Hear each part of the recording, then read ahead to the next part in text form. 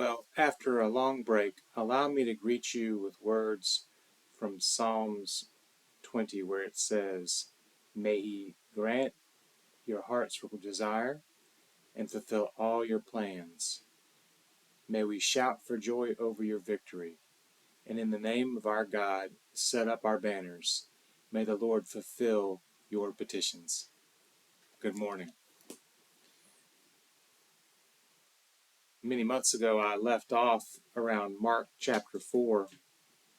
And I'd like to pick up right there, or I left off in Mark 3 and like to pick up right in Mark 4. And I hope it'll be encouraging to you. This is the parable of the sower. I'm going to read just the first part of Mark 4. Again, he began to teach beside the sea. Such a very large crowd gathered around him that he got into the boat on the sea and sat there. And while the whole crowd was beside the sea on the land, he began to teach them many things in parables. And in his teaching he said to them, Listen, a sower went out to sow. And as he sowed, some seed fell on the path, and the birds came and ate it up.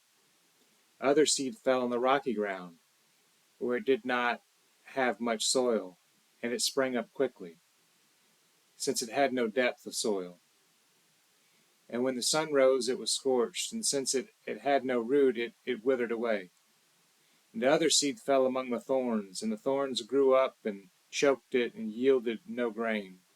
And other seed fell into good soil and brought forth grain, growing up and increasing and yielding 30 and 60 and 100-fold. And he said, Let anyone with ears to hear listen. May the Lord bless the reading of his word. Well, I wonder when you hear that, the parable of the sower, what stands out to you? I've read through that passage with a lot of people in my previous career in ministry. And sometime along the way of reading through that with individuals, I started to pose the question, where do you find yourself in this story? And invariably, young people will be very forthright or honest and say, I really feel like I'm the thorny ground or the stony ground, or faith is a challenge. And I really appreciate that candor, that reflection. You know, sometimes we think about faith as either you have it or you don't have it. But this parable reminds us that, or tells us that God is sowing abundantly, graciously, indiscriminately even. He is casting out the seeds of faith. He's casting out um, um, the word to us. But it's difficult. It's difficult to hold on to faith. And so the question is not like you have it or you don't have it, but it's hard to hold on to faith in this world that we live in. Some of these descriptions of the weeds choking out the soil or thorns remind me of Genesis 3. The difference in a garden that's really prepared, cleaned. The soil is free of rocks and thorns, ready to grow whatever is thrown to it. And the difference of a garden in the world like ours, where there's a lot of concerns and worries and challenges to faith. So I would just say it is important for us to remember that if you feel like in your own life you can be like the thorny ground, or even like a like the rock itself, with you would think no hope of a seed taking root. It's important for us to also remember that the same God who casts the seed out abundantly, indiscriminately to all, not efficiently at all, but just egregiously, some would think at that time, to anyone. It's important for us to remember that that same God calls life out of the tomb. We remember that story of Lazarus in the tomb, Jesus in a solid and constant rock tomb, uh, coming to life. In the end, nothing is impossible with God. It's important for us to remember that as well. Um, I will say that this kind of notion of soil does remind us that the cultivation of our lives, is important. That we can actually cultivate, we can kind of prepare ourselves in some basic ways for our faith to take root.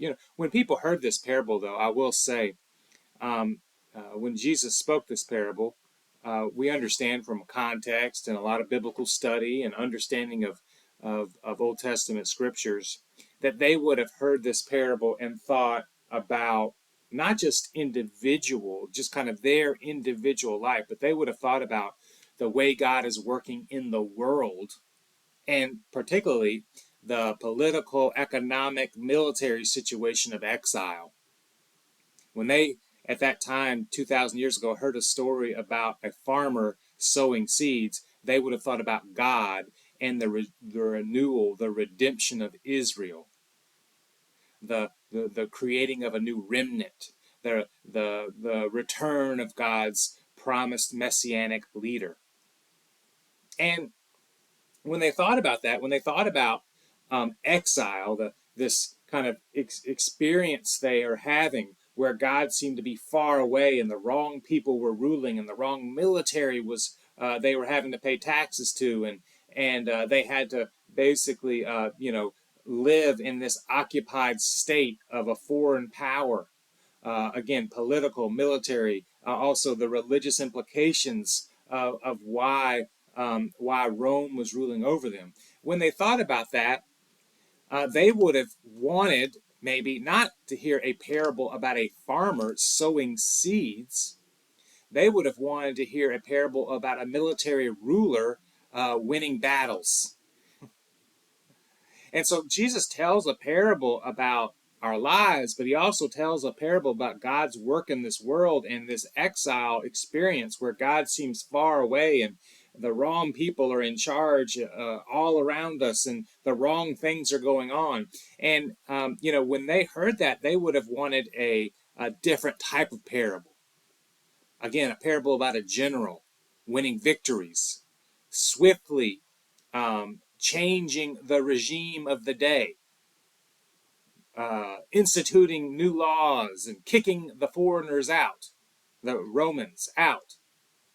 These are the types of parables they would have wanted, not a parable about a farmer who's sowing seeds that grow up, sometimes slowly, sometimes at different stages, or not maybe in ground that's been cleared thoroughly of any challenges. So, whereas they would have wanted to hear a different type of parable, Jesus kind of stays true to his vision, his truth about what he knows, the way God is working in the world, and instead he tells a parable about a farmer sowing seeds, graciously sowing seeds far and wide, and for any who are ready to hear, for the Jew, for the Gentile, even the Roman, even people like us, for any who are willing to hear, that seed has a chance to take root. Now, interestingly enough, again, as I mentioned in the first way to read this story about our own faith, in this parable, the seed has a close connection to resurrection. The seed is in a dormant state until it comes into the soil, and then that power inside of it is activated and becomes a new life. And that's a metaphor again for us for resurrection. It's interestingly enough, I heard recently that scientists had determined or thought that seeds could lay dormant, but then be activated and used to grow. Still life was inside of them, just dormant, for maybe 150 years. But I think if I understood the news story recently, they found some seed that had been buried for about 1,500 years, and basically had to radically expand their understanding of how long a seed could lay dormant. Jesus here is telling a story about God's work in the world, and he's saying when it goes much slower, and when it defies the logic of all the things you understand, and when there seems to be no hope, and God's going about things in ways that just confuse you or even anger you, you don't like the way God is doing what he's doing. Take hope, because there is going to be a harvest. God is doing things different than you expect, but he's working. God might be going slower than you expect, but he's sowing the seeds of this new kingdom that he's already begun, that he's welcoming us into in our own lives, and that he's spreading across the world. He's starting something new, and it won't look like the things of old. It won't look like what we expect. It won't look like what we want even. Sometimes we want power. We want a swift conclusion because we're tired. But God is working at a different pace than us. Sometimes the seed incubates longer than we expect or realize, but he's still working. Well, I hope that that's an encouragement. If you keep reading in chapter 4, you'll hear another story that seems very reminiscent. This kind of story of Jesus in the boat asleep while the waves are tossing, and if you kind of pay attention to that or listen closely, you'll hear echoes of the Jonah story. But the difference is, whereas Jonah was resistant to this calling that God was placing on his life, Jesus was faithful.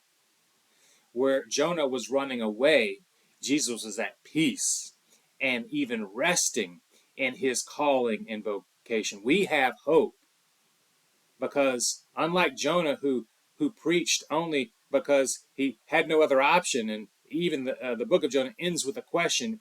In the story of Jesus, his reliving of that story, his fulfilling of that story, being faithful in the places that Jonah and the rest of us fail. Jesus was faithful, and so we have hope that the seed of faith may take root in us because Jesus was faithful. He met every temptation and overcame it. He met every opportunity to veer off the path, but he stayed true to his calling and to God and to his mission. May the Lord bless you and keep you. May the Lord lift his face upon you and give you peace. To him who is able to do immeasurably more than all we ask or imagine, to him be the glory and the honor and the power. If you have a chance to read Mark chapter 4, may it be an encouragement to you today.